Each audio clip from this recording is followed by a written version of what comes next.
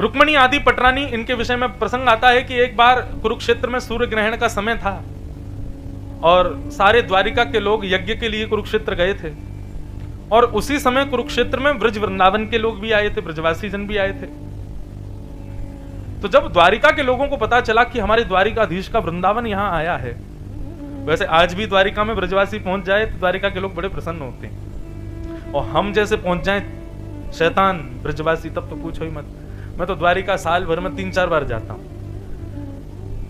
और बताऊं आपको सत्य बात, वहां के पुजारी जी अपने चित्रांग जी, उनको भी पता है और वहां के कई लोगों को पता है, मैं द्वारिकाधीश का विशेष रूप से दर्शन या तो संध्या आरती में करता हूं या फिर श्रृंगार आरती में करता हूं। उसके पीछे भी कारण है, और कारण पता है क्या है?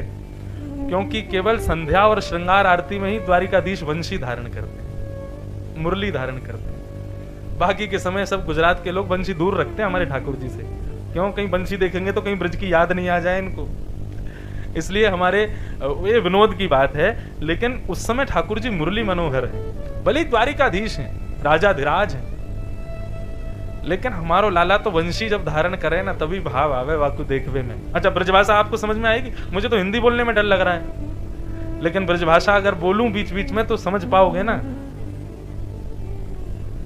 तो हम ब्रजवासी ने तो लाला को मुरली मनोहर रूप में ही देखवे में भावे हमें तो कई बार हम द्वारिकाधीश का दर्शन करने जाते हैं और महा जय जयकार होती, राजाधिराज महाराज वसुदेव नंदन रुक्मणी रमण श्री द्वारिकाधीश की, रण छोड़ राय भगवान की, कृष्ण कन्हैया लाल की। लेकिन हम ब्रजवासी बड़े चतुर हैं, मैं जब जब द्वारिका जाता हूं हम जोर से बोल देते हैं, बोल वृषभानु के जमाई की। वृषभानु जी कौन? श्री राधा रानी के पिताजी और उनके जमाई कौन? ठाकुर जी। तो अभी पिछली बार जब मैं गया था, ध्वजा का ही कार्यक्रम था, तो 56 भोग हमारे लाल जी मनोरथी थे, हमारे गिरधर लाल जी, उनकी तरफ से जब मनोरथ हुआ तो सब जय जयकार हुई। अंत में मैंने जोर से बोला, वृषभानु के जमाई की जय। तो चित्रांग जी बोले, नहीं ये नहीं बोल सकते आप, हमारी रुक्मणी जी रूठ जाएंगी, हमारी सब पटरानियां रूठ जाएंगी। मैंने कहा सब रूठ जाएंगी लेकिन लाला तो खुश रह जाएगा। मैंने कहा हमारे ठाकुर जी तो खुश रह जाएगा। और रूठे भले रूठे, तुम मत रूठो मालाधारी, हम तो उनको प्रसन्न करने आए हैं। अब कोई वृषभानु के जमाई की जय द्वारिकाधीश में बोलते तो मैं सत्य बता रहा हूं, द्वारिकाधीश आंख मूंद के बैठे रहते हैं पूरे दिन। लेकिन यदि कोई वृषभानु के जमाई की जय बोलते जोर से तो द्वारिकाधीश की भी आंखें खुल जाती होंगी, बोले कौन आया भैया, धीरे बोलो, रुक्मणी सुन लेगी पीछे। तो प्रसंग आता है कि सब द्वारिका के लोग गए कुरुक्षेत्र, उस कुरुक्षेत्र में हमारे सब ब्रजवासी भी गए थे। तो सब द्वारिका के लोगों ने मन बनाया, बोले कि अरे ब्रजवासी आए हैं, हमारे ठाकुर जी के सब प्रिय ब्रजवासी आए, चलो दर्शन करके आते हैं। सब दर्शन कर रहे थे, ये नंद बाबा हैं, यशोदा जी हैं, रोहिणी जी हैं, ये हैं, सबके दर्शन हो रहे थे। लेकिन कृष्ण पटरानियों को एक प्रलोभन था, बोले राधा रानी आई, ये द्वारिकाधीश उनका बहुत स्मरण करते हैं, बहुत चिंतन करते हैं, देखो तो सही है राधा रानी है कौन? कृष्ण पटरानियां हैं, सबको अपने रूप का तो भाव है ही है कि हम बहुत त्रिलोकी सुंदरी हैं। सब अपने सौंदर्य का भाव लेकर के हमारी श्री जी को, हमारी श्यामा जी को देखने के लिए गए। अच्छा एक बात और बताऊं, गुजरात में वृंदावन रसामृत करा तो रहे हो आप, लेकिन ऐसा नहीं हो कहीं दो पक्ष बट जाएं, ये वृंदावन वाले और ये द्वारिका वाले। क्योंकि हमारे यहाँ तो श्यामा जू वही, हम तो ये तक कह देते हैं, हमारी माई श्यामा जू को राज, जाके अधीन सदा ही सांवरो, या ब्रज को सरताज। हमारे माई श्यामा जू को राज। द्वारिका में नहीं हो सकती है वृंदावन रस चर्चा, कच्छ में फिर भी संभव है, द्वारिका में तो मेरी कभी कभी जोर से लड़ाई हो जाती है वहां के पुजारियों से। अच्छा ऐसा कुछ नहीं कि बहुत जोर से वैसा होती है, प्रेम भाव में ही होती है, उसको प्रणय कलह, प्रेम भरी नोकझोंक होती है। वो कहते हैं कि तुमने हमारे लाला को केवल माखन मिश्री के पर रखा, हमने तो यहाँ 56 भोग धराए। मैंने कहा ये भाव रखो कि हमने लाला तंदुरुस्त करके भेजा द्वारिका, माखन मिश्री खिला के बढ़िया भेजा, तभी लड़ पाया राक्षसों से। ऐसे चलती रहती है वहां। तो सब कृष्ण पटरानियां राधा रानी का दर्शन करने गईं, और जैसे ही शिविर में प्रवेश किया, सबको अपने रूप का अभिमान कि हम बड़ी सुंदर हैं। त्रिलोकीनाथ द्वारिकाधीश हमारे पति परमेश्वर हैं। ये राधा रानी क्या बेके हमारे सामने, देखें तो सही। और जैसे ही अंतःपुर में प्रवेश किया, परम सुंदरी मृगनयनी मुस्कुराए तो मानो ऐसा लगे मोतियों जैसे मुस्कान, ऐसे घुंघराले केश, इतने सुंदर वस्त्र कि रूप की उपमा सुनाई नहीं जा सकती। कमल को हटाओ और उस कन्या को रखो, इतनी सुंदर। उस रूप को देख करके कृष्ण पटरानियों ने यह तो मन में विचार कर लिया कि भाई हम कुछ नहीं है इनके आगे। रुक्मणी आदि पटरानियों ने प्रणाम किया, बोले हमारा प्रणाम स्वीकार करो हे श्यामाजू, हे वृषभानुनंदिनी, हे श्री राधा रानी, हम सब कृष्ण पटरानी हैं, हमारा प्रणाम स्वीकार करो। उस युवती ने रुक्मणी जी को उठाया, बोले कि रुक्मणी जी मैं राधा रानी नहीं हूं, मैं उनकी दासी हूं, राधा रानी तो भीतर बैठी है। रुक्मणी जी बोली सुनो, तुम लोगों में सामर्थ हो तो भीतर चलना, नहीं तो आधे यहीं से लौट जाओ। दासी को देख करके हमको मूर्छा हो रही है, भीतर जा पाएंगे हम? कहने का अभिप्राय यहां पर सौंदर्य के नापतोल का नहीं है। अभिमान शून्य जब तक नहीं होगे तब तक किशोरी जी को नहीं देख सकते। हमारे वृंदावन में श्याम सुंदर दिखते हैं लेकिन किशोरी जी का दर्शन नहीं है, क्योंकि अभिमान युक्त होकर के हम जाते हैं। और यदि आप अभिमान विहीन होकर के चले गए ना तो आपको वंशी पकड़े भी शायद ऐसा लगे किशोरी जी खड़ी हैं। श्याम सुंदर में श्यामाजू का दर्शन हो जाए। और स्थिति ये कि जब रुक्मणी जी भीतर प्रवेश करती हैं तो और सुंदर एक कन्या का दर्शन हुआ। प्रणाम करते हुए कहा आप राधा रानी हैं? बोले नहीं, मैं भी दासी हूं, और अंदर जाओ। और अंदर गए, कम से कम 7 कन्याओं का दर्शन किया, और पहली वाली से अगली वाली उससे दुगनी सुंदर होती है। स्थिति यहां तक पहुंच गई कि रुक्मणी जी ये भी भूल गई कि मैं रुक्मणी हूं। जब इस परिणति में पहुंच गई तब भीतर प्रवेश किया। असंख्य सुंदरी नारियां चारों तरफ बैठी थीं और मध्य में तप्त कांचन गौरांगी, बिल्कुल कंचन जैसा वर्ण, मानो जैसे चंद्रमा चमक रहा हो, चंद्रमा भी लज्जित हो जाए ऐसी सुंदरता को बिखेर रही परम सुंदरी परम सुकोमला कृष्ण और धारिणी श्री किशोरी जी बैठी हैं। रुक्मणी जी की स्थिति ये हुई कि किशोरी जी को देखते ही 3 दिन तक मूर्छित पड़ी रही वहीं। और जब होश आया, जैसे तैसे जल का छिड़काव करके रुक्मणी जी को होश आया और रुक्मणी जी ने पीछे मुड़ करके देखा तो फिर से किशोरी जी को देख लिया और फिर 3 दिन के लिए मूर्छित हो गए। तब चरण में प्रार्थना करते हुए अपनी चरण शरण रहने की आज्ञा मांगी। ऐसी हैं हमारी श्यामा जी, ऐसी हैं हमारी किशोरी जी।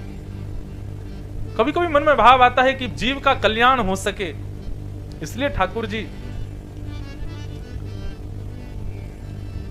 ब्रज से अकेले ही आए, किशोरी जी को वहीं छोड़ के आए कि आपके रूप का, आपके भाव का, आपकी भक्ति में सबका प्रवेश नहीं हो पाएगा। जो रस चंचरीक है, जिसको रस में रसप्रोत है, वही श्री जी को पहचान सकता है। रुक्मणी जी से किसी ने पूछा, जब रुक्मणी जी बाहर आई तो जो अंदर नहीं जा पाए तो उन्होंने पूछा कि राधा रानी कैसी दिखती हैं? रुक्मणी जी बोली वर्णन का विषय नहीं है, लेकिन फिर भी तुम बहुत पीछे पड़ रहे हो कि राधा रानी का रूप बताओ। तो मैं केवल इतना कह सकती हूँ कि पूरे दिन के थके हारे श्याम सुंदर जब शाम को अपने शयन शैया पर लेटते हैं, अपना श्रृंगार उतार करके थके हारे श्याम सुंदर जब पौड़ जाते हैं, अपने घुंघराले केशों को खोल देते हैं, पीतांबरी थोड़ी उधरी सी होती है, धोती थोड़ी उधरी सी रहती है, मुखमंडल पर एक थकान के कारण निद्रा प्रकट हो जाती है। उस समय के श्याम सुंदर का वर्ण यदि गौर वर्ण कर दिया जाए तो लगेगा कि मानो श्री जी लेटी हुई। ऐसी हैं हमारी श्यामा जी। तो भैया ये श्री जी और वृंदावन का चर्चा का जो विषय है ना, इसको केवल सुन भर लो, बाकी इसमें ज्यादा बुद्धि मत लगाना। ये बुद्धि का विषय ही नहीं है, इसमें ज्यादा ज्ञान का प्रवेश मत करवाना, ये उसका विषय ही नहीं है। कल महाराज जी मेरे को बोल रहे थे, तो बोले कि महाराज जी वेदांती आएंगे, वो भी आएंगे, और आदि आदि सब आप मुझे तो बता रहे थे सब आएंगे। मैंने कहा महाराज वृंदावन में तो केवल रस चंचरीकों का प्रवेश है, वृंदावन में बुद्धि लगानी ही नहीं है, बुद्धि का विषय ही नहीं है।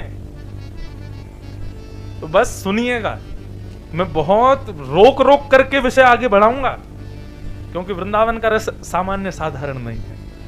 इसलिए आप लोग अधिकारी बन के केवल भाव से प्रवेश कर जाना, बुद्धि मत लगाना उसमें कि ये क्या हो गया, ये क्यों हो गया, ये कैसे संभव है। वृंदावन है तो सब संभव है, और वृंदावन में सब संभव है। ऐसा वृंदावन, महाराज जी जब बोल रहे थे तो आपने भागवत का एक श्लोक बोला, वृंदावनम संप्रविश्य सर्वकाल सुखावहम गोप गोपी गवां सेव्यम पुण्याद्रि तृणवीरुधम। श्रीमद् भागवत में ये बात कहीं नहीं है जो वृंदावन के लिए।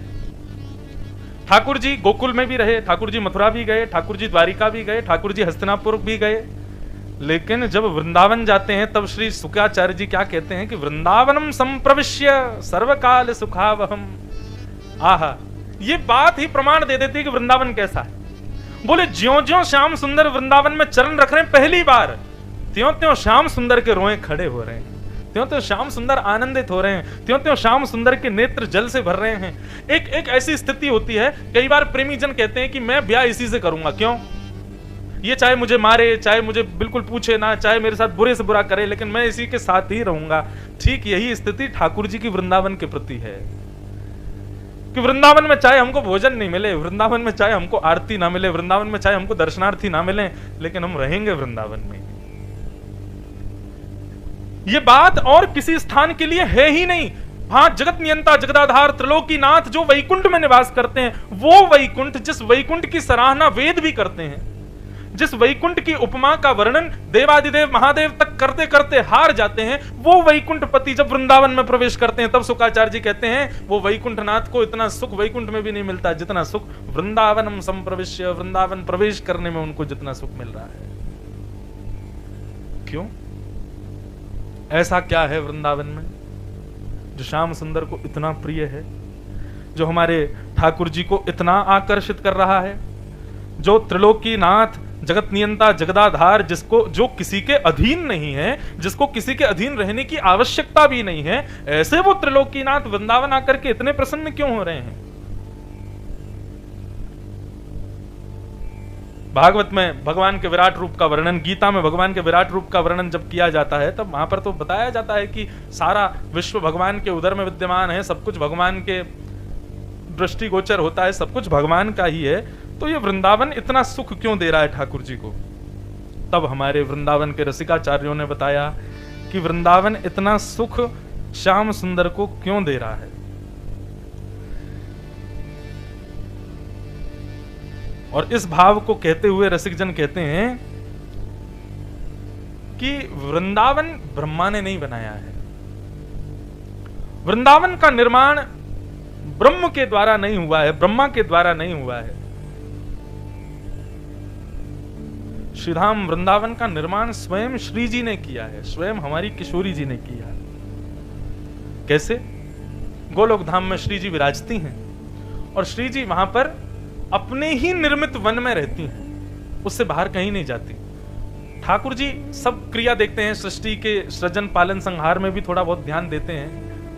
33 कोटि देवता भी आते हैं, ठाकुर जी उनसे मिलते हैं, लेकिन श्री जी अपने निर्मित वन में ही रहती हैं, जहां पर श्री जी स्वयं एक एक पौधा अपने हाथ से लगाती हैं, एक एक वृक्ष के पत्ते को अपने हाथ से सुकोमल बनाती हैं, एक एक पुष्प, एक एक गली, एक एक चौबारा, यहां तक कि श्रीधाम वृंदावन का एक एक कण धूल का वह भी किशोरी जी ने नियोजित किया है।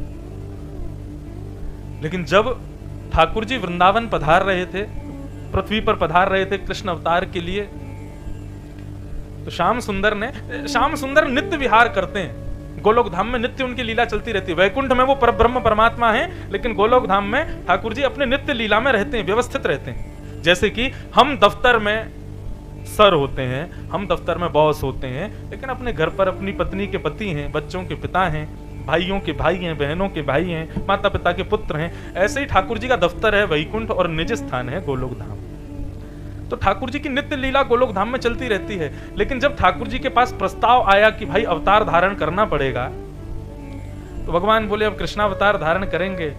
तब श्री जी से जाकर के ठाकुर जी ने कहा क्यों ना आप और हम दोनों चलें, और ज्ञान वैराग्य भक्ति सबका तो स्थापन होता ही है, इस बार निष्काम प्रेम की स्थापना करके आएंगे, आप चलो संग में। श्री जी बोली हम नहीं जाएंगे। क्यों? यत्र वृंदावनम नास्ति यत्र नो यमुना नदी यत्र गोवर्धनम नास्ति। जहां पर ये तीनों नहीं है, वृंदावन नहीं है, यमुना जी नहीं है और श्री गोवर्धन नहीं है, वहां पर मैं नहीं जाती। मेरा मन इन तीनों से ही लगता है, क्योंकि इन तीनों का निर्माण मैंने ही किया है, अपने सुख के लिए किया है। तब ठाकुर जी ने किशोरी जी के भाव को स्वीकार करते हुए किशोरी जी के निर्मित गोवर्धन, यमुना और श्री वृंदावन को पृथ्वी पर व्यवस्थित किया। और उसी वृंदावन में जब श्याम सुंदर प्रवेश करते हैं तो बड़े प्रसन्न होते हैं। क्यों? क्योंकि वृंदावन का निर्माण ब्रह्मा ने नहीं किया है, वृंदावन का निर्माण स्वयं श्री जी ने किया है। वृंदावन का एक एक वृक्ष, एक एक गली, एक एक चौबारा, एक एक पत्ता, सब हमारी श्यामाजू के द्वारा निर्मित है। उस वृंदावन में ठाकुर जी जाकर के परम सुख को प्राप्त करते हैं। अब देखो, ठाकुर जी तो पहुंच गए, अब बात आती है हम लोगों की। वृंदावन हमें कैसे प्राप्त हो? तो चार बातें शास्त्रों में मुख्य रूप से कही गई: नाम, रूप, लीला और धाम। सबसे पहला, वृंदावन यदि प्राप्त करना है तो नाम आश्रित हो जाइए, नाम का आश्रय लीजिए। नाम का आश्रय लेने से धाम की प्राप्ति होगी। जब तक आप नाम आश्रित नहीं होंगे, माफ कीजिए, आपके तन को भले ही धाम मिल जाए, लेकिन मन को धाम नाम ही दिलवाएगा। बहुत ध्यान से सुनिएगा इस बात को। सबसे पहले नाम का आश्रय लीजिए। हमारे वृंदावन में परम धन राधा नाम आधार, हमारे यहां परम धन क्या है? श्री राधा रानी का नाम। अब जब चर्चा ही वृंदावन की है तो वृंदावन श्री जी और श्याम सुंदर यही चलते रहेंगे। तो वृंदावन यदि प्राप्त करना है, मतलब धाम यदि चाहिए, तो नाम का आश्रय लो। श्री राधा श्री राधा श्री राधा श्री राधा श्री राधा श्री राधा, बस नित्य इसी को गाते रहो। मुझे श्लोक स्मरण नहीं है, मैं आज रात्रि गुरु जी से पूछ के कल सुनाऊंगा। महाराज जी भी बैठे हैं। एक जगह का कहीं का श्लोक है कि जैसे ही व्यक्ति राधा बोलता है तो ऐसा कहते हैं कि रा बोलते ही ठाकुर जी का वैकुंठ में सिंहासन हिलने लग जाता है। कहीं धातु नहीं बोल रहा है। क्यों? क्योंकि राधा बोलेगा तो राधा सुनने के लिए ठाकुर जी सन्मुख प्रकट हो ही जाते हैं। दिखते नहीं है लेकिन आते जरूर हैं। अभी मैंने 4 बार राधा बोला तो 4 बार वैकुंठ से अप डाउन हो गए होंगे ठाकुर जी। तो जब हम राधा शब्द, पूरा श्लोक है, मैं कल सुनाऊंगा उसको, रा शब्द का उच्चारण करते ही ठाकुर जी 100 काम छोड़, करोड़ काम छोड़ के भागते हैं। क्यों? क्योंकि धा सुनते ही ठाकुर जी मंत्र मुग्ध हो जाते हैं। इतना प्रिय है। तो श्री राधा श्री राधा श्री राधा, इस नाम का आश्रय ले लो। नाम क्या करता है बंधुओं? नाम औषधि है। क्या है? औषधि। औषधि यानी कि दवाई, मेडिसिन। इसका जितना सेवन करोगे। अच्छा, एक और बात, अब देखो यहां पे भी बात कहने की, नाम बोला नहीं जाता, नाम पिया जाता है। उसकी क्रिया बोलने की है, लेकिन नाम का सेवन किया जाए। श्री राधा बोल मुख रहा है, लेकिन अंदर ऐसी अनुभूति होती है कि श्री राधा भीतर प्रवेश कर रहा है। श्री राधा श्री राधा श्री राधा श्री राधा राधा। इस औषधि का पान करने से क्या होता है? व्यक्ति के हृदय में, बुद्धि में, मन में जितने विकार हैं, जितने दोष हैं, उन सबको राधा नाम औषधि के मात्र जाकर के चिकित्सा करता है। व्यक्ति यदि रोगी है और विशेष रूप से अगर कोविड उसको हो रखा है तो वो प्रतिबंधित है, उसको सब जगह ले जाने का अधिकार नहीं, यहां तक कि कमरे से भी निकलने का अधिकार नहीं है। घर के लोग भी उसको कमरा में बंद करते हैं, बाहर मत आना, क्यों? तुमको रोग हो रखा है। ठीक उसी प्रकार जब हम रोग से ग्रसित हैं, सांसारिक रोग, सांसारिक व्यसन, सांसारिक भोग विलास, ये सब रोग हमको लगे हैं, तब वृंदावन जाने का अधिकार हमको नहीं होता। शरीर से भले ही हम चले जाते हैं, लेकिन हमारी अटेंडेंस नहीं होती वहां पर। इसलिए वृंदावन जाने से पूर्व श्री राधा श्री राधा श्री राधा नाम का आश्रय लो। नाम का आश्रय जब हम लेंगे तो नाम आश्रय से विषाद, हमारे हृदय के रोग, हमारे हृदय की दूषितताएं दूर होंगी। उसके बाद तन भले ही ना जाए, लेकिन मन वृंदावन पहुंच जाएगा। मन का उपस्थित होना वृंदावन में बहुत अनिवार्य है। तो सबसे पहले नाम का आश्रय लो। हमारे यहां सबने यही कहा कि नाम आश्रित हो जाओ। अंत में निकला यह परिणाम, राम से बड़ा राम का नाम। ये तो हम कथा में सुनाते ही हैं। श्री ठाकुर जी से भी बड़ा श्री राधा जी का नाम है, ठाकुर जी का नाम है। वृंदावन उपासकों को श्री राधा नाम आश्रित होना चाहिए। नाम दिलाता है धाम। भक्तमाल जी में एक कथा आती है। एक राजा हुए, उन राजा का नाम था चंद्रपाल। क्या नाम था? जोर से बोलो। चंद्रपाल राजा जो थे, ये शरीर से रहते थे। राजस्थान का एक नगर है करौली, वहां के राजा थे चंद्रपाल राजा। ध्यान से सुनना, नाम व्यक्ति को कैसे वृंदावन में ले जाता है। फिर भले ही आप गांधीधाम रहो, कच्छ रहो, गुजरात रहो, सूरत रहो, बड़ौदा रहो, अहमदाबाद रहो, कहीं भी रहो, नाम यदि आपके पास है तो धाम आपका है, धाम में ही आप हो। यही विश्वास आपको मानना है। तो चंद्रपाल राजा थे करौली में, वो इतने नाम आश्रित थे कि नाम ने उनको पूर्ण रूपेण ठाकुर जी के योग्य बना दिया था। शरीर से राजा थे, रहते करौली में थे, लेकिन नित्य श्रीधाम वृंदावन में ही उनका स्थिति रहती थी, वृंदावन का ही अनुभव करते थे। अब चंद्रपाल राजा की बात तो चलो पहली बार आपने सुना इनका नाम, आपने नाम सुना होगा रैदास, नाम सुना है। श्री रैदास जी की स्थिति ऐसी बताते हैं कि श्री रैदास जी को एक दिन स्नान करते हुए नदी में ठाकुर जी मिल गए, तो रैदास जी उनकी सेवा करने लगे, अपनी कुटिया में रैदास जी को ले आए, रैदास जी ठाकुर जी को ले आए। तो रैदास जी का नियम था, वो विचरण बहुत करते थे, धामों में घूमते ही रहते थे, कभी बद्रीनाथ, कभी केदारनाथ, कभी जगन्नाथ, कभी द्वारिका, कभी वृंदावन, कभी कहीं कभी कहीं। लेकिन जब से ठाकुर जी आ गए रैदास जी का निकलना बहुत कम हो गया। क्यों? ठाकुर जी के अनुकूल भोग की व्यवस्था, शयन की व्यवस्था, ये सब नहीं हो पाती थी। तो श्री रैदास जी एक ही जगह पे अपनी कुटिया में ही रहते थे, लेकिन उनका बड़ा मन होता था कि हम कहीं जाएं, कहीं जा नहीं पाते थे। तो रैदास जी ने एक युक्ति अपनाई और उन्होंने अपनी कुटिया में ही कोनों को नाम दे दिए। कुटिया का वो कोना बद्रीनाथ, कुटिया का ये कोना श्री वृंदावन, कुटिया का वो कोना जगन्नाथपुरी, ये कोना द्वारिका धाम, ऐसे करके कुटिया में बहुत सारे नाम और नामों की नेम प्लेट लगा दी जगह जगह। रैदास जी क्या करते, बीच में बोले रैदास की कुटिया, वहां पर ठाकुर जी का श्रृंगार करते, श्रृंगार आदि करके ठाकुर जी तैयार हो गए, चलो अब कहाँ चलोगे घूमने, चलो अयोध्या जी चलते हैं। सारा सामान वामान सब लगाते, भोजन की सामग्री रखते, ठाकुर जी का बैग लगाते, अपना बैग लगाते, सब लगा के ठाकुर जी को गोद में उठाते। कुटिया में ही एक स्थान का नाम अयोध्या था, वहां ले जाके ठाकुर जी को विराजमान, जय हो श्री अयोध्या धाम की जय, जय हो राजा रामचंद्र भगवान की जय। अरे वाह, देखो कितनी सुंदर सरयू जी बह रही हैं, कैसी सुंदर हवा बह रही है, राम राम करते लोग घूम रहे हैं। और पूरे दिन इसी स्थिति में रहते थे कि मैं श्री अवध में हूं, श्री कनक बिहारी जी सामने बैठे हैं, श्री हनुमान जी का दर्शन हो रहा है, सरयू जी बह रही हैं, ऐसे भाव में रहते। दूसरे दिन कहते, लाल जी बड़ा अच्छा अयोध्या का भ्रमण रहा, अब इच्छा हो रही है थोड़ा बद्रीनाथ दर्शन करने चलें। तो उस दिन श्रृंगार करके सब सामान फिर उठाते, एक कोने का नाम बद्रीनाथ, वहां पहुंच जाते। जय हो बद्रीनाथ, कैसी सुंदर हवा चल रही है, देखो कितना सुंदर हिमालय, गंगा जी बह रही हैं, जय हो नाथ, बड़ी कृपा आपकी जो मुझे इतना घुमा रहे हो। अब ये तो थी कुटिया के अंदर की स्थिति करते करते ये हो गया कि श्री रैदास जी जब बद्रीनाथ की यात्रा पर जाते थे ठाकुर जी को लेकर के, तो भले ही जेठ का महीना हो, जून जुलाई का महीना हो, वो अपने ठाकुर जी को शॉल पहनाते, कंबल पहनाते, अंदर कुटिया में। अरे बद्रीनाथ में है ठाकुर जी, हवा चल रही है, ठंड पड़ रही है, बर्फ गिर रही है, ठाकुर जी आप शॉल पहन लो। अंगीठी रख देते सामने, अग्नि प्रज्वलित करते, ठाकुर जी को तपाते, और बाहर जुलाई का महीना। स्थिति ये हुई कि महाराज एक बार श्री रैदास जी अपने ठाकुर जी को बद्रीनाथ ले गए और जेठ के महीना में उनके गांव में बर्फ गिरने लग गई।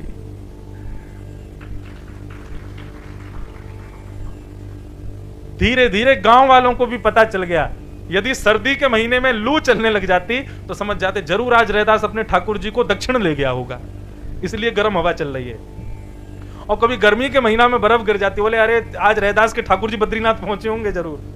ये स्थिति, इसका मतलब ये बिल्कुल प्रमाणित हो जाता है कि हमारा तन का उपस्थित होना सांसारिक विषय है, हम तन से कहीं उपस्थित हो, लेकिन मन का उपस्थित होना कहीं पर, यह भक्ति का विषय है, ये भाव का विषय है। और वृंदावन तन की प्रेजेंस मांगता ही नहीं है, वहां तो मन का ही प्रेजेंट होना जरूरी है।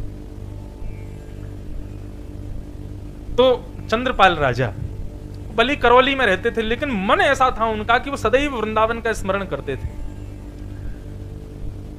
अष्ट सखा हमारे, मैं अष्ट सखाओं का ज्यादा गायन करता हूं कथाओं में भी, तो हमारे अष्ट सखा कहते हैं कि भैया तुम ठाकुर जी को अपना लो, कोई बड़ी बात नहीं है, ठाकुर जी तुमको अपना में ये बड़ी बात है। ठाकुर जी को तो सब अपनाते हैं, चोर भी कह के जाता है, हे द्वारिकाधीश कृपा करना कि मालिक सो रहा हो गहरी नींद में ताकि मैं चोरी कर लूं। चोर भी द्वारिकाधीश से प्रार्थना कर रहा है, तो इसका मतलब यह है कि चोर भी ठाकुर जी को स्वीकार कर रहा है। लेकिन बड़ी बात यह नहीं है कि हम ठाकुर जी को स्वीकार करें, बड़ी बात यह कि उन्होंने हमें स्वीकार किया कि नहीं। तो अष्ट सखा गाते हैं एक बात कि भगवान हमको स्वीकार करते हैं, इस बात का प्रमाण क्या है। और तब अष्ट सखाओं में एक सखा कहते हैं,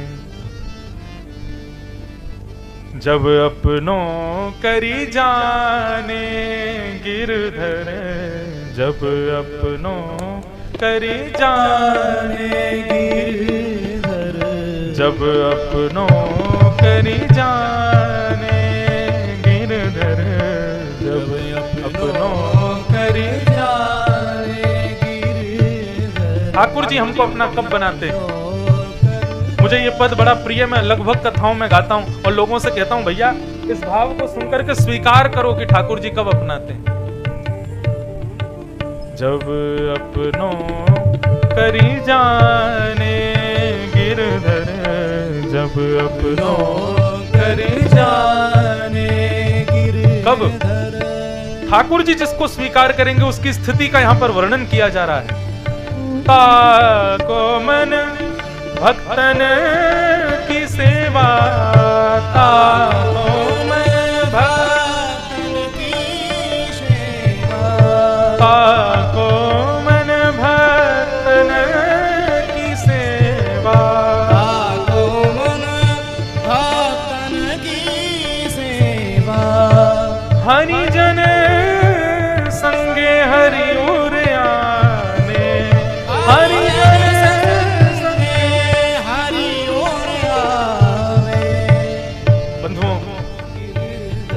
जैसे कोई फिल्म स्टार हमको दिख जाता है तो हम लोग बावले हो जाते हैं, होता है ना।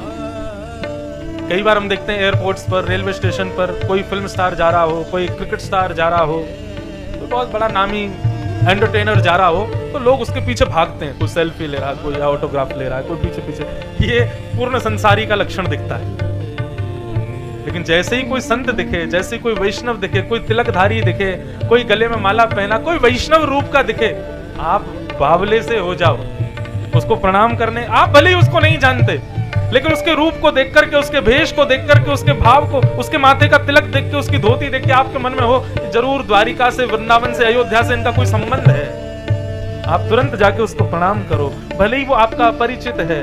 ये एक वैष्णव का लक्षण है। और वैष्णव का भी नहीं, ये ठाकुर जी ने तुमको स्वीकार किया, ये उस बात का प्रमाण है कि तुमको उनको देख करके प्रणाम करने की इच्छा हुई। अभी आप थे हमारे साथ अहमदाबाद में, अभी अहमदाबाद हम लोग उतरे उस दिन परसों रात्रि को, तो सत्य में एक अपरिचित खड़े थे सामने, धोती पहनी हुई थी उन्होंने, तिलक लगा रखा था। मैं कोई अपनी प्रशंसा नहीं कर रहा, लेकिन एक बात बता रहा हूं, उन्होंने 3 बार मेरे से नजर हटाई, ऐसे ऊपर से नीचे देख के ऐसे हो गए, फिर ऐसे देखें, फिर ऐसे हो जाए। लेकिन मैं जबरदस्ती उनके पास गया और मैंने कहा जय श्री कृष्ण। बोले जी जय श्री कृष्ण, जय श्री कृष्ण। अब हम आगे चले गए, ये सब बोले आप जानते थे इनको? मैंने कहा नहीं तो। बोले फिर आपने प्रणाम क्यों किया? मैंने कहा तिलक लगा रखा था, धोती पहनी हुई थी, इसलिए प्रणाम किया। अब मैंने कहा पीछे मुड़ के देखो, वो मुझे को देख रहा होगा, वो मुझे ही देख रहे थे। मैंने कहा वो रास्ते पर सोचेगा कि अपरिचित था, फिर भी ये मेरे को जय श्री कृष्ण बोल के गया। आगे से उनको कोई ऐसा मिलेगा तो वो भी जय श्री कृष्ण बोलेंगे अपनी तरफ से। यही तो प्रमाण है कि ठाकुर जी ने तुमको स्वीकार किया। मैं तो डंके की चोट पर बोलूं, मुझे नाथ ने स्वीकार किया है। मैं उनको स्वीकार करूं ये नहीं, वो भी मुझे कर चुके हैं। मैं योग्य नहीं हूं उसके। मुझे ब्रज में जन्म दिया, पहला स्वीकार का प्रमाण। ऐसे पिता प्रदान किए, ये दूसरा स्वीकार का प्रमाण। व्यासपीठ प्रदान की, तीसरा स्वीकार का प्रमाण। अपनी निज सेवा दे दी, ये चौथा स्वीकार का प्रमाण। मैं और कितने प्रमाण रखूं? मैं लेकिन चाहता हूं कि ऐसा स्वीकार ठाकुर जी सबको कर लें। फिर जिस सुख में है हम, ब्रह्म सौख्यम त्वनंतम, उस सुख की प्राप्ति हो। मुझे अभिमान इस बात का नहीं कि मैं भक्त हूं, वैष्णव हूं। मैं कुछ भी नहीं हूं, मैं बिल्कुल भक्ति नहीं जानता, बिल्कुल वैष्णवता नहीं जानता। ये कुछ जो भी बोल रहा हूं, ये भी हमारे पूज्य पिताजी नाना जी की तपस्या का प्रतिफल है। लेकिन इस बात को अहंकार से कहूंगा कि ठाकुर जी मेरे हैं और मैं ठाकुर जी का। बाकी कुछ मेरी योग्यता नहीं है। आप मुझे प्रणाम करो, मुझे देख के वंदन करो, मुझे माला पहनाओ, ये सब योग्यता मेरे पिताजी की वजह से है। मुझे उनकी तपस्या है। मेरे अंदर केवल और केवल मेरे ठाकुर जी मेरे हैं और मैं उनका हूं। कई बार तो मैं श्रृंगार भी, अब आजकल बालक सीख गए तो मैं कम ही करता हूं, लेकिन फिर भी मेरे को यह है कि ये है तो मेरा ही। चाहे कोई भी श्रृंगार करे, कोई भी भोग लगाए, रहेंगे तो मेरे ही, मेरे साथ ही। ये स्वीकारीकरण, यही तो हमें चाहिए। ये भक्ति का पथ क्यों है? ताकि ठाकुर जी हमें स्वीकार करें। दुनिया ठाकुर जी को स्वीकार करती है, लेकिन विशेषता तब आवे जब ठाकुर जी हमको स्वीकार करें। जब अपनों करी जाने गिरधर, जब अपनों कर ताको मन भगतन की सेवा, ताको मन भगतन की सेवा। संत चरण रज सदा लुभाने, संत चरण सदा लुभाने। अब तुलसीदास जी को आप सब जानते हो। तुलसीदास जी को ठाकुर जी ने स्वीकार किया कि नहीं बताओ? किया ना। और इस बात का प्रमाण हनुमान चालीसा में गोस्वामी जी कहते हैं, श्री गुरु चरण सरोज रज निजमन मुकुर सुधार, वर्णो रघुवर विमल यश जो दायक फल चार, बुद्धिहीन तनु जान के सुमिरो पवन कुमार, बल बुद्धि विद्या देव मोहे हरम कलेश विकार। श्री गोस्वामी जी वहीं प्रस्तुत कर देते हैं, मेरी योग्यता नहीं कि मैं रघुनाथ जी का चरित्र लिख सकूं। तो ये योग्यता कैसे मिली? बोले श्री गुरु चरण सरोज रज। और वही बात यहां पर अष्टसखा कह रहे हैं, संत चरण रज सदा लुभाने, संत चरण रज सदा लुभाने।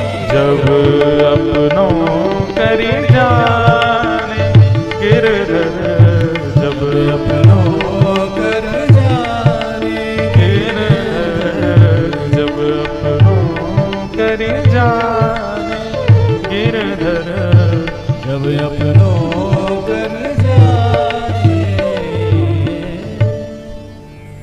ठाकुर जी जब हमको स्वीकार करते हैं तो वैष्णवों को देख करके वो स्थिति होती है जो संसारी लोगों को किसी फिल्म स्टार को देख के हो जाती है। बल्कि वो तो स्थिति केवल इसलिए कि इसके पास हम चले जाएं, थोड़ा फोटो खिंचाएं, तब दुनिया को दिखाएं, ये स्थिति भी एक संसारी है। लेकिन वैष्णव की स्थिति एक दूसरे वैष्णव को देख करके ऐसी हो जाती है कि बस ये मेरे सामने बैठे रहे, कुछ हरी चर्चा सुना दें, मैं आनंदित हो जाऊं, मंत्रमुग्ध हो जाऊं, ऐसी कृपा मुझ पर हो जाए।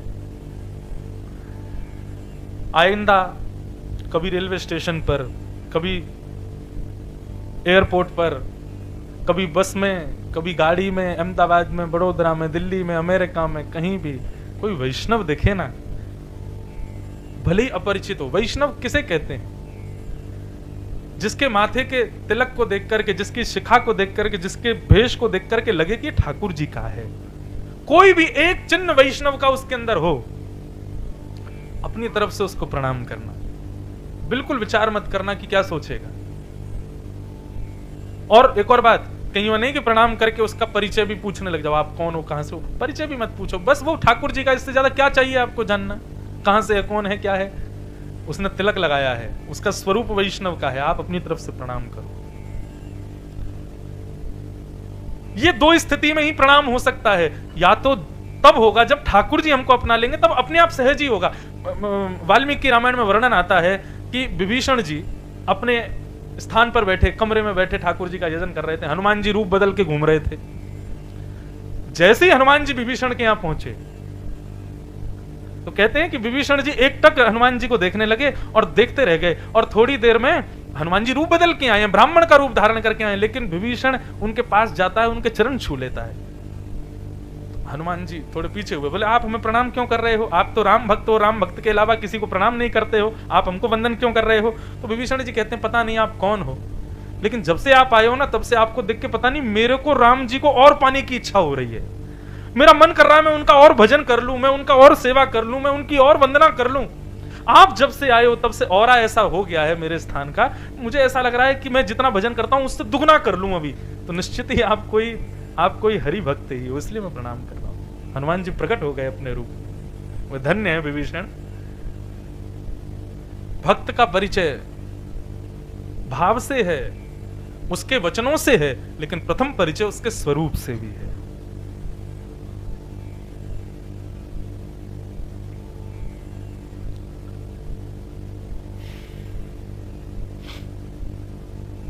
तो हम चंद्रपाल राजा की कथा सुन रहे थे।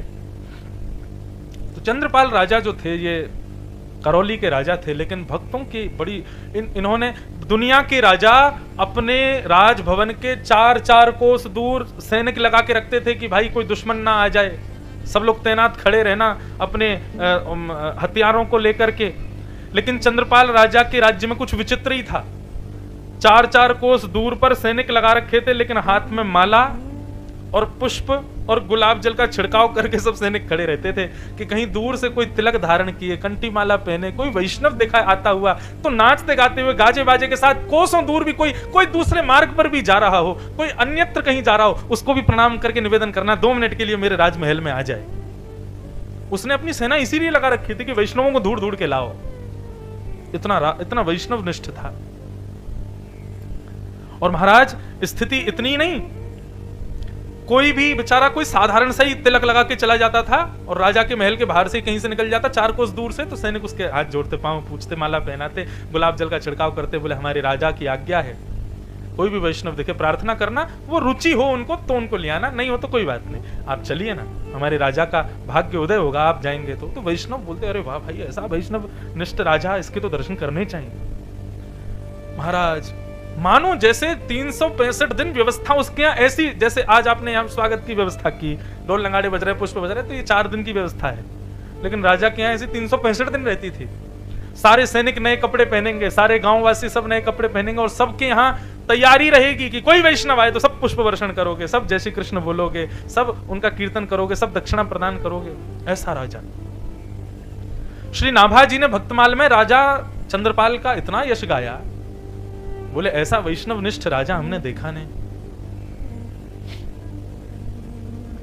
राजा के दरबार में प्रवेश करते तब तो पूछो ही मत, प्रणाम करते, चरण धोते, चरण का जितना जल होता सब पान करके पूरे नगर में छिड़कवाते, माला पहनाते, दक्षिणा देते, और उसके बाद राजा रानी दोनों बिल्कुल निर्लज्ज होके उस वैष्णव को राज्य गद्दी पर बैठा के दोनों नृत्य करते। क्यों? बोले आज हमारे घर हरि का प्यारा आया है। आज के राजा रानी दोनों नृत्य करते, और इतना ही नहीं, जब वो वैष्णव भोजन आदि प्राप्त करके जाने लगते तो राजा रानी बिलक बिलक के रोते कि आप दोबारा कब आओगे। उनके इस प्रेम भाव को देख करके वैष्णव जन मुरीद हो जाते, सदा के लिए उनके नगर में ही रह जाते। स्थिति ये हो गई थी कि राजा के यहाँ पर सैनिक के नाम ही सैनिक होता था, लेकिन वो परम भागवत परम वैष्णव होते थे। ऐसा राजा चंद्रपाल राजा के इस भाव की चर्चा 10 दिशाओं में होने लगी। एक राजा ने जब ये चर्चा सुनी तो उसने कहा, बोले ये सब तो बेकार की बात है, यहाँ तो पात्र को पात्र का विचार ही नहीं किया जाता है। अरे किसी के भी पांव में पड़ जाना ये कोई सही बात है? कम से कम देखना चाहिए पात्र है कि नहीं। अरे सीता जी का हरण इसीलिए तो हो गया था क्योंकि रावण संत का वेश धारण करके आ गया था। ऐसा नहीं होना चाहिए, पात्र को पात्र का विचार करना चाहिए। और उस राजा ने क्या किया, एक साधारण से व्यक्ति को कहा कि तुम जाओ और सुनो तिलक माला पहन के जाना, और देखते हैं क्या होता है। एक बिल्कुल विचित्र, बिल्कुल भगवत विहीन व्यक्ति को राजा ने भेज दिया और तिलक और माला डालना भूल गया, ऐसे प्रवेश कर गया राजा के यहाँ। सैनिकों ने प्रवेश नहीं करने दिया, हाथ जोड़ के कहा, बोले महाराज हमारे नगर में सबका आगमन है, लेकिन वही आ सकते हैं जो वैष्णव है, आप वैष्णव नहीं है। भूल गया बेचारा, लौट के गया तो तिलक और माला धारण करके आया। अब सैनिक इतने भोले, वो जानते हैं कि अभी अभी आया था, बिना तिलक और बिना माला के आया था, ये वैष्णव है नहीं है, लेकिन अब ये जबरदस्ती तिलक माला अंदर प्रवेश के लिए डाल के आया, तो भी सैनिकों ने रोका नहीं। हाँ अब ठीक है, अब आप जा सकते हैं, जबकि वो अनधिकारी था। राजा के यहाँ जैसे ही उसने प्रवेश किया, प्रवेश करके राजा समझ गए कि वैष्णव नहीं है, लेकिन भेष वैष्णव का है, फिर भी माला पहनाई, चरण धोए और वही नृत्य करना, आनंद करना, सब कुछ किया। और राजा एक और काम करता था, दक्षिणा अपने आप नहीं देता था, अपने तहखाने में ले जाता, कहता जो आपको चाहिए ले जाओ। वो तो साधारण भगवत विहीन व्यक्ति था, उसने खूब सारे धन उठा लिए। राजा बोला मैंने आज तक अपनी तरफ से दक्षिणा किसी को नहीं दी, लेकिन आपको दूंगा। तो एक डिब्बी में रेशम कपड़े में फूटी कौड़ी रख करके उसको दे और दी। बोले आपको जिसने भेजा उनको मेरी तरफ से दे देना। बहुत सारा धन लेकर के वापस उस राजा, दूसरे नगर के राजा के यहाँ गया, सारा धन दे दिया और कहा, अंत में राजा ने ये डिब्बी और दी थी।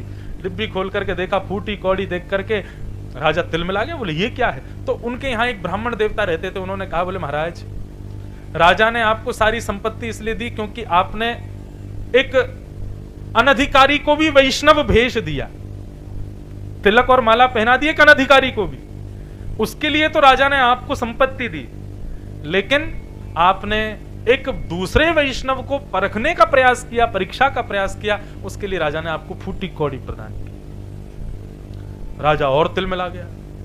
उसने कहा, बोले अच्छा, बोले अब की बार एक काम करो, अब तो अनधिकारी गया था, अब अधिकारी को भेजूंगा, आप जाइए। ब्राह्मण से कहा आप जाओ उसके। ब्राह्मण तो बड़ा भक्त था, भगवत भक्त था। ब्राह्मण चला गया, ब्राह्मण गए तो महाराज वही स्वागत सत्कार किया। अब ब्राह्मण कथा वक्ता भी था, तो राजा जब नृत्य करने लगा, नृत्य करके प्रणाम किया, तो ब्राह्मण ने कहा बैठो राजन, मैं कुछ सुनाता हूं। तो ऐसी चर्चा सुनाई महाराज, राजा भाव विह्वल हो गए, चरण पकड़ लिए, बोले मेरे यहाँ जो आता है सब प्रणाम करके आनंद करके सब चले जाते, मैं आपको जाने नहीं दूंगा।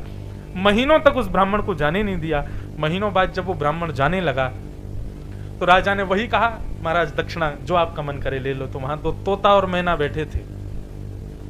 उन्होंने कहा ये आपके यहाँ जो तोता मैना के जोड़ा है, इनमें से एक मुझे दे दो। तो मैना उसको दे दिया और वो ब्राह्मण मैना लेकर के दूसरे राजा के यहां गए। बोले बड़े दिन में आए हो, बताइए कैसा था राज दरबार। बोले कि अब मैं नहीं बताऊंगा, ये मैना बताएगा। तोता का स्वभाव होता है बोलना।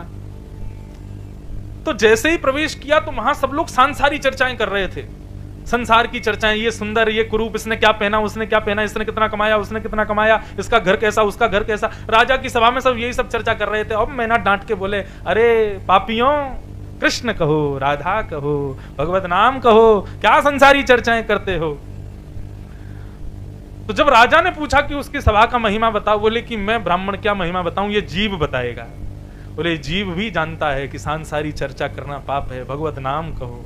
बोले जिस राजा के यहाँ रहने वाला तोता मैना भगवत नाम गाते हैं, उस राजा के यहाँ के मानव की स्थिति क्या होगी, राजन विचार करो।